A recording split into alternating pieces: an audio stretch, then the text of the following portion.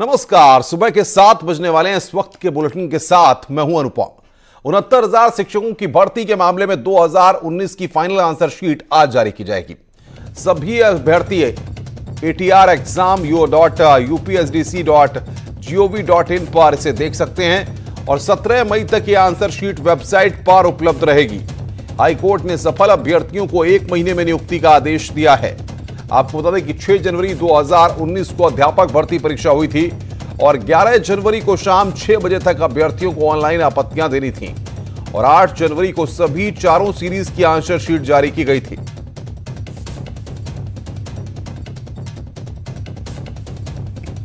तैयारी युद्ध स्तर पर चल रही है। हम लोग कल आंसर की जारी कर देंगे और माननीय मुख्यमंत्री जी ने जैसा कहा है उनकी घोषणा के अनुरूप 1 सप्ताह के भीतर परिणाम घोषित करके नियुक्ति प्रक्रिया शुरू कर। जालौन से खबर आ रही है। शराब सेल्समैन को गोली मारी गई है। शराब का ठेका न खोलने का पर विवाद हुआ। दबंग जबरदस्ती खुलवाना चाहते थे ठेका। विवाद के दौरान दबंगों ने सेल्समैन को गोली मारी। सेल्समैन को गंभीर हालत में मेडिकल कॉलेज भेजा गया है। दबंग जबरदस्ती खुलवाना चाहते थे ठेका। जालौन से बड़ी खबर। शराब के सेल्समैन को वहां पर गोली मारी गई है।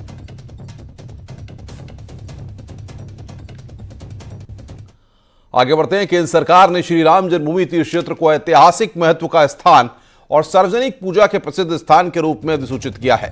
इसे आयकर एक्ट के 80G के तहत अधिसूचित किया गया है, जिसके तहत मंदिर में दान की गई राशि पर टैक्स की छूट मिलेगी।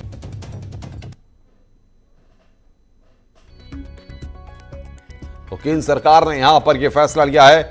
श्री राम जन्मभूमि तीर्थ क्षेत्र ऐतिहासिक महत्व का स्थान घोषित किया गया है और जो लोग, आपको बता दें कि ट्रस्ट में राम मंदिर निर्माण के लिए दान करेंगे उसको 80G के तहत इनकम टैक्स में छूट मिलेगी।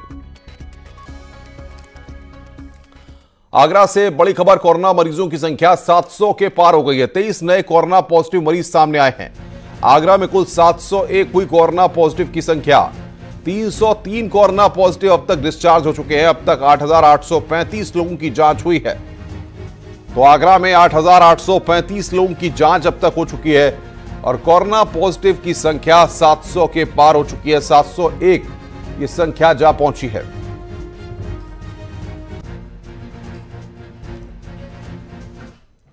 लॉकडाउन में विदेशों में फंसे भारतीयों को भारत लाने की मुहिम शुरू कर दी गई है। कुल 64 फ्लाइटों के जरिए इन्हें लाया जा रहा है। उत्तर प्रदेश में आज सऊदी अरब से पहली फ्लाइट रात 8:50 पर लखनऊ के अमौसी एयरपोर्ट पर लैंड करेगी। इस फ्लाइट से कुल 177 यात्री आएंगे। एयरपोर्ट पर ही इनकी मेडिकल जांच और स्क्रीनिंग की जाएगी, जिसके बाद बसों और टैक्सियों के जरिए उनके जिलों तक भेजा जाएगा। संदिग्ध यात्रियों का कोरोना टेस्ट भी लिया जाएगा।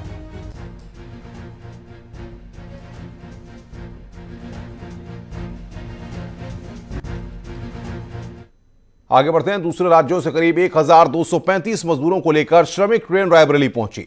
इसमें 45 श्रमिक रायबरेली के थे। सभी मजदूरों को थर्मल स्क्रीनिंग कराई गई और 14 दिन के लिए क्वारंटीन के लिए भेज दिया गया है। इस मौके पर पूरा प्रशासनिक अमला भी रेलवे स्टेशन पर मौजूद रहा और दूसरे जिलों में जाने वाले मजदूरों के लिए बसों का इंतजाम भी किया गया। मजदूरों ने बताया है कि फिलहाल वे अपने घरों पर ही रहेंगे। उन्होंने टिकट के पैसे चुकाने की भी बात कही है। पहली ट्रेन हमारी अहमदाबाद से आई थी परसों और आज ये दूसरी ट्रेन है। इसमें भी करीब 1200 की सूची में प्राप्त हुई है। तो ये सारे जितने भी लोग आ रहे हैं प्रवासी हमारे कामगार, इनके लिए यूपीएसआरटीसी की बसेस का अरेंजमेंट कर दिया गया है। खाने और पानी की व्यवस्था भी कर दी गई है और इनको इनके गंतव्य पर रवाना कर दिया जाएगा स्वास्थ्य परीक्षण के उपरांत।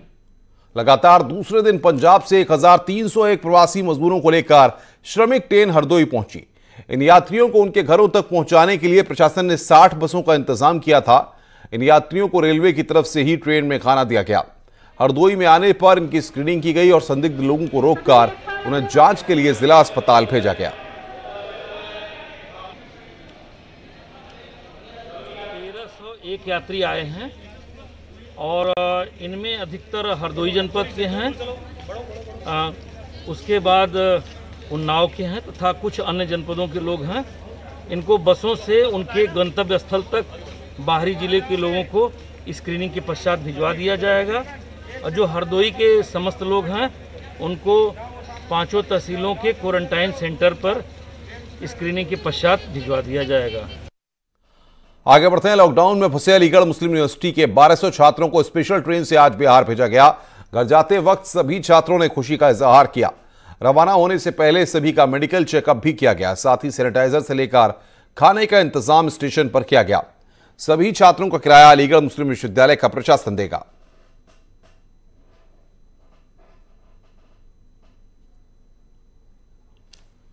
मेरठ में 13 नए कोरोना केस मिले हैं। मेरठ में मरीजों का आंकड़ा 209 तक जा पहुंचा है। एक मरीज की मौत के बाद कोरोना पॉजिटिव पाया गया। ठीक होने वाले मरीजों की संख्या 64 हो गई है। 11 हॉटस्पॉट ग्रीन जोन में तब्दील हुए हैं। मेरठ में कोरोना के 13 नए केस मिले हैं। ठीक होने वाले मरीजों की संख्या 64 हुई है।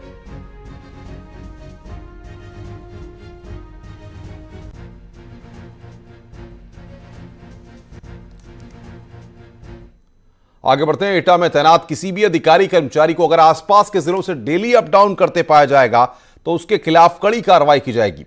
जिलाधिकारी ने आदेश जारी कर कहा है कि ऐसे लोगों के खिलाफ महामारी एक्ट के तहत मुकदमा दर्ज किया जाएगा।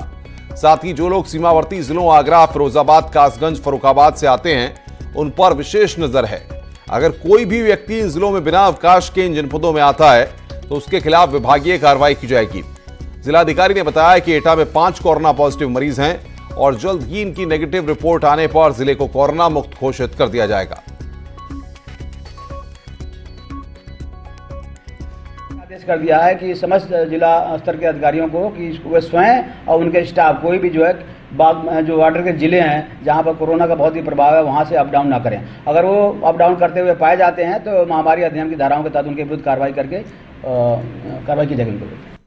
बहराइच में प्रशासन की मदद करना एक युवक को भारी पड़ गया। प्रशासन ने गांव में बाहर से आए लोगों की सूचना देने के लिए गांव समिति का गठन किया है। इसमें प्रधान समेत पंचायत सचिव, एएनएम और आंगनबाड़ी कार्यकर्ता भी शामिल होते हैं। इसी समिति के एक युवक वकील अहमद ने गांव रेवालिया में दूसरे राज्य से आए कुछ लोगों की सूचना प्रशासन को दी, जिससे दोनों पक्षों में विवाद के बाद मारपीट और पथराव हो गया। इस हमले में 15 लोग घायल हो गए हैं और वकील अहमद के साथ ही घायल हो गए, जिसकी इलाज के दौरान मौत हो गई। पुलिस ने गैर इरादतन हत्या का मामला दर्ज कर जांच पड़ताल शुरू कर दी है। इस बात के लिए विवाद हुआ कि किसी ने मेडिकल विभाग को सूचना दिया कि यहाँ से भारी लोग आगे रह रहे हैं। इस सूचना पर तत्काल प्रभारी निरीक्षक द्वारा दोनों पक्षों का मुकदमा लिखा गया और इसमें एक पक्ष मजरूर था नफीस, जिसकी इलाज के दौरान दिनांक 7/5/2020 को लखनऊ में डेथ हो गई और प्रभारी निरीक्षक तत्काल इसमें 304 धारा की प्रवृत्ति कर अग्रिम कार्रवाई की जा रही है। कोरोना वायरस को हराने के लिए दिल्ली पुलिस के जवान योद्धा बनकर डटे हुए हैं।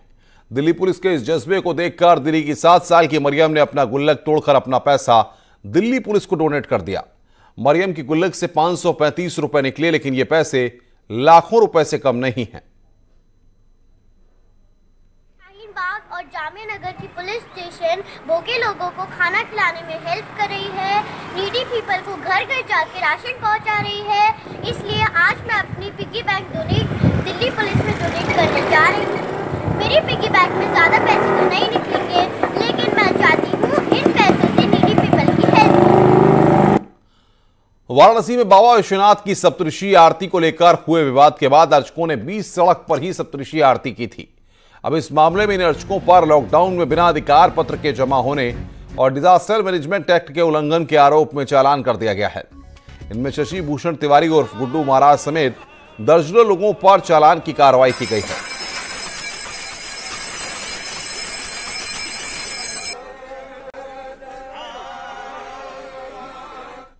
अब बात करते हैं मुख्यमंत्री योगी आदित्यनाथ की। मुख्यमंत्री योगी आदित्यनाथ आज टीम 11 के साथ सुबह 10:30 बजे समीक्षा बैठक करेंगे। इसमें दूसरे राज्यों से आ रहे श्रमिकों के मुद्दे पर चर्चा होगी। साथ ही दूसरे प्रदेशों से वापस लौट रहे मजदूरों को रोजगार देने की तैयारियों की समीक्षा भी की जाएगी। इस बैठक में मुख्य सचिव, अपर मुख्य सचिव गृह और डीजीपी, प्रमुख सचिव स्वास्थ्य, प्रमुख सचिव खाद्य समेत सभी टीमों के अध्यक्ष मौजूद रहेंगे।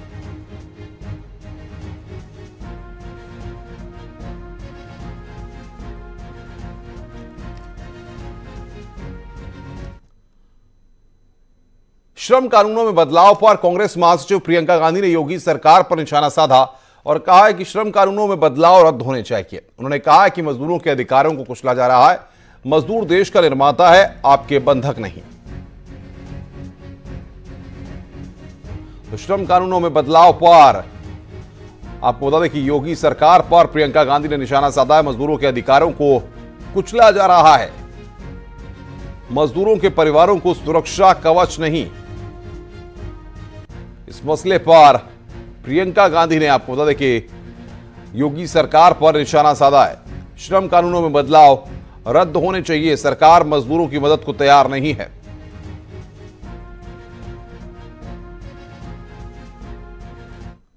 प्रियंका गांधी के बाद प्रवासी मजदूरों के मुद्दे पर अखिलेश यादव ने भी योगी सरकार पर निशाना साधा। अखिलेश ने अपने ट्वीट में कहा है कि भाजपा सरकार ने एक अध्यादेश के द्वारा मजदूरों को शोषण से बचाने वाले श्रम कानून के अधिकांश प्रावधानों को 3 साल के लिए स्थगित कर दिया है। यह बेहद आपत्तिजनक और अमानवीय है। श्रमिकों को संरक्षण न दे पाने वाली गरीब विरोधी भाजपा सरकार को तुरंत त्यागपत्र दे देना चाहिए।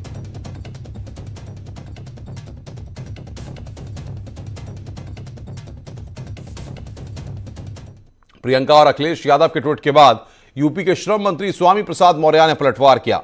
अखिलेश और प्रियंका के ट्वीट का जवाब देते हुए उन्होंने कहा है कि हमारी सरकार लगातार मजदूरों को रोजगार देने के लिए प्रयासरत है। सपा और कांग्रेस श्रमिक विरोधी पार्टी हैं, वो जाहिर साबित हो गया है। श्रमिकों को भी काम मिलेगा और इसका विरोध करने वाले स्वाभाविक रूप से वो प्रवासी श्रमिकों का विरोध कर रहे हैं। वो उन श्रमिकों का विरोध कर रहे हैं जिन श्रमिकों के लिए निवेश के माध्यम से रोजगार के अवसर तलाशने की प्रक्रिया चल रही है।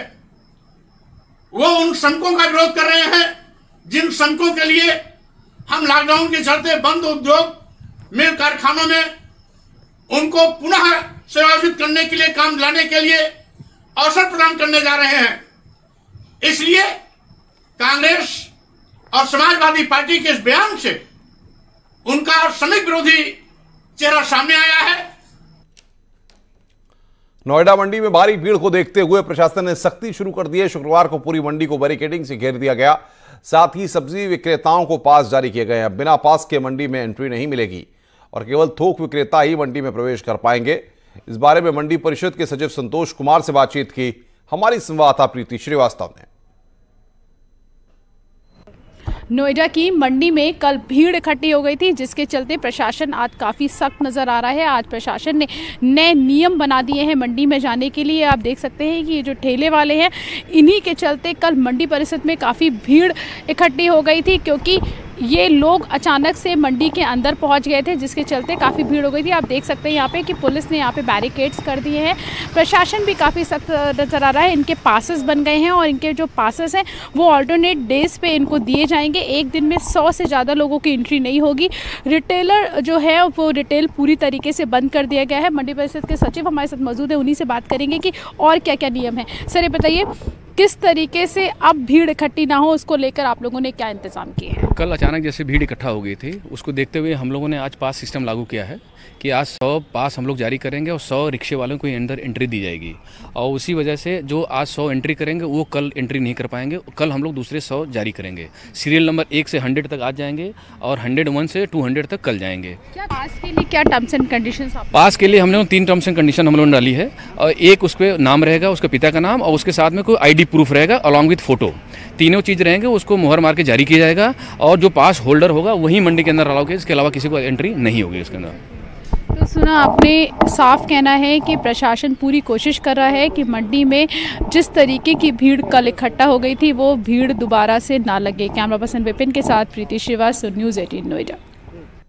हाथरस में मथुरा रोड पर एक तेज रफ्तार डीजल टैंकर बेकाबू होकर पलट गया, जिससे वहां हड़कंप मच गया। ड्राइवर और क्लीनर को स्थानीय लोगों ने कांच तोड़कर बाहर निकाला और अस्पताल में भर्ती कराया, लेकिन आसपास के ग्रामीणों में डीजल लूटने की होड़ लग गई और डिब्बों में डीजल भरकर ले जाने लगे। इस बीच मौके पर पहुंची पुलिस ने टैंकर को कब्जे में ले लिया है और ग्रामीणों को मौके से भगा दिया।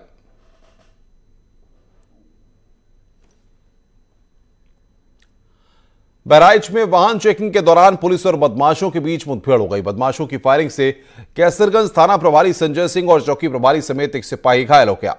जवाबी फायरिंग में 25,000 का इनामी बदमाश राजू और गैंगस्टर गुल्ला भी घायल हो गया। राजू पर 14 और गुल्ला पर 6 केस दर्ज हैं। सभी घायलों को इलाज के लिए स्वास्थ्य केंद्र में भर्ती कराया गया है। बताया जा रहा है कि दोनों बदमाशों की लंबे समय से तलाश थी। साइकिल सवार 2 लोगों को रोका गया, जिन्होंने पुलिस पर तत्काल रुकने की बजाय फायर करना शुरू किया, जिसमें चौकी प्रभारी, थाना प्रभारी और एक आरक्षी मनीष यादव भी गंभीर रूप से घायल हो गए। पुलिस बल द्वारा साहस और तत्परता दिखाते हुए बदमाशों की घेराबंदी की गई और उन बदमाशों का डटकर मुकाबला किया गया। जवाबी आत्मरक्षा फायरिंग में दोनों बदमाशों के पैर में गोली लगी। साधु संतों की सर्वोच्च संस्था अखिल भारतीय अखाड़ा परिषद ने प्रधानमंत्री मोदी को चिट्ठी लिखकर मठ और मंदिरों को खोलने की मांग की है।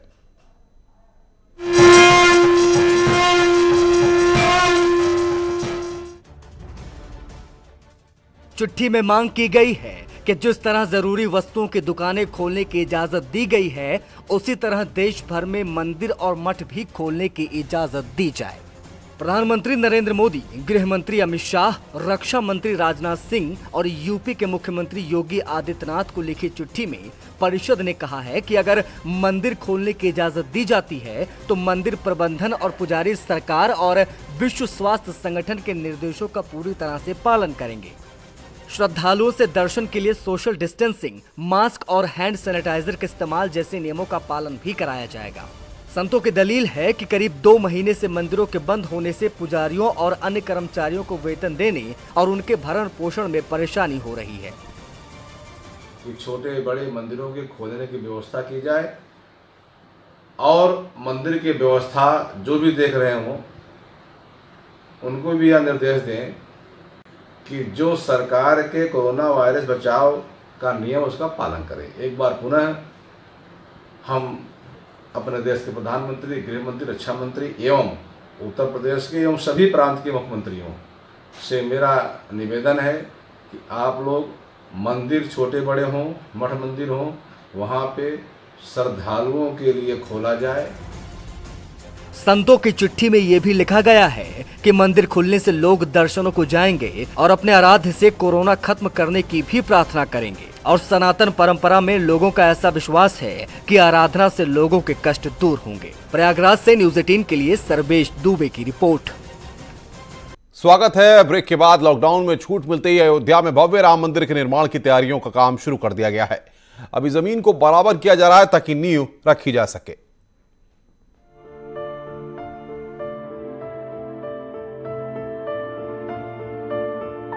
अयोध्या में रामलला मंदिर कैंपस में साफ सफाई का काम शुरू किया गया है। जमीन समतल की जा रही है। अभी तक सुरक्षा के लिए लगाए गए लोहे के ग्रिल वगैरह को हटाया जा रहा है। सूत्रों के मुताबिक राम मंदिर निर्माण से पहले फाउंडेशन निर्माण की पूरी तैयारी जल्द से जल्द कर ली जाएगी ताकि लॉकडाउन खत्म होने के बाद मंदिर निर्माण का काम फौरन शुरू हो सके। भूमि का समतलीकरण, परिवेश को देखते हुए और जो ग्रिलें लगी है उसको भी धीरे धीरे हटाने का प्रयास किया जा रहा है। सब कुछ कार्य हो रहा है और कहना हमारा यही है कि जैसे इस महामारी से फुर्सत होगी बड़ी तेज़ी से कार्य प्रारंभ हो जाएगा और जल्दी से भगवान श्री राम जी के जन्मभूमि पर भव्य मंदिर का निर्माण होगा। सुप्रीम कोर्ट के फैसले के बाद मंदिर निर्माण की तैयारियां शुरू कर दी गई थी। इसी साल चैत्र नवरात्र के दौरान रामलला विराजमान को गर्भगृह अस्थायी मंदिर में शिफ्ट किया गया है। खुद मुख्यमंत्री योगी आदित्यनाथ ने रामलला विराजमान को अस्थायी मंदिर में स्थापित किया था। अयोध्या से न्यूज़ 18 के लिए निमेश गोस्वामी की रिपोर्ट। मुरादाबाद में 14 दिन तक क्वारंटाइन रहने के बाद काम पर लौटे कुछ पुलिस वालों और स्वास्थ्य कर्मियों का इलाके में लोगों ने सम्मान किया। जो 14 दिन बाद जब ड्यूटी पर लौटे तो वहां के लोगों ने फूल बरसाकर इन स्वास्थ्य कर्मियों और पुलिस वालों का स्वागत किया। ये लोग थाने की तरफ जैसे जैसे अपने कदम आगे बढ़ाते दिखे वैसे वैसे मकानों की छतों और बालकनियों से लोग उन पर फूलों की बारिश करते दिखाई दिए। कुछ लोग सड़क पर भी आ गए और सोशल डिस्टेंसिंग को ध्यान में रखते हुए इन पुलिस वालों और स्वास्थ्य कर्मियों का शानदार स्वागत किया। इन लोगों ने उन पर इतने फूल बरसाए कि सड़क पर गुलाब के फूलों की चादर बिछ गई। पूरा स्टाफ वापस आया है, ये हमारे लिए गर्व की बात है। इसी की खुशी में हमने आज वेलकम किया है। लोगों ने इन पुलिस वालों को शॉल उड़ाकर भी उनका सम्मान किया। साथ ही कोरोना से जारी जंग के बीच अपनी सेवाएं दे रहे स्वास्थ्य कर्मियों और पुलिस वालों की हौसला अफजाई के लिए उन्हें गिफ्ट भी दिए गए। जो कोरोना योद्धा हैं उनको मनोबल बढ़ेगा उनका और उनकी सेवा सही से कर पाएंगे। और इस बुलेटिन में फिलहाल इतना ही। नमस्कार।